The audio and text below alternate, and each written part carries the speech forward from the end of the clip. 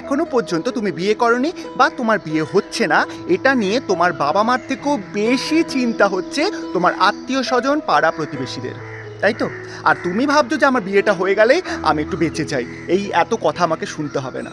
হঠকরিতার মাধ্যমে তুমি একটা ধরো ডিসিশন নিয়ে নিলে, তখনই কিন্তু তোমার জীবনটা শেষ। বিয়েটা কি জানো? বিয়েটা হচ্ছে জুয়া খেলা। তোমার যদি জীবনসাথী ভালো হয় তাহলে তোমার জীবনটা একদম স্বর্গ হয়ে যাবে, আর যদি তোমার জীবনসাথী পড়ে গেল কপালে খারাপ, তাহলে তোমার জীবনটা হয়ে যাবে নরকের থেকেও অধম। তাই ওই যারা তোমাকে বলছে বিয়ে বিয়ে নিয়ে সারাদিন কানের সামনে খ্যাটখ্যাট করছে, তাদের কথা শুনে প্লিজ নিজের জীবনটাকে আর স্বর্গ বা নরকের জুয়ার খেলাতে চাপিয়ে দিও না, বুঝেছো? আমি এমনও মানে দম্পতি দেখেছি যারা 10-20 বছর ধরে প্রেম করেছে, প্রেম করে বিয়ে করেছে, বাচ্চা হয়েছে, তারপরে গিয়েও বিচ্ছেদ হয়েছে। আবার এমনও দম্পতি দেখেছি যাদের দেখাশোনার বিয়ে হয়েছে মাত্র একদিনে, তারা কিন্তু 50-60 বছর ধরেও পর্যন্ত এখনও সুখী জীবন কাটাচ্ছে। পুরোটাই জুয়া খেলার মতন।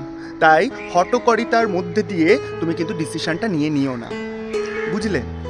বিয়ের প্রত্যেক দিন হচ্ছে, এটা সত্যি কথা, প্রত্যেক দিন কোনো না কোনো মানুষের বিয়ে হচ্ছে, কিন্তু কিসের সাথে কিসের বিয়ে হচ্ছে সেটা জানাটা খুব দরকার।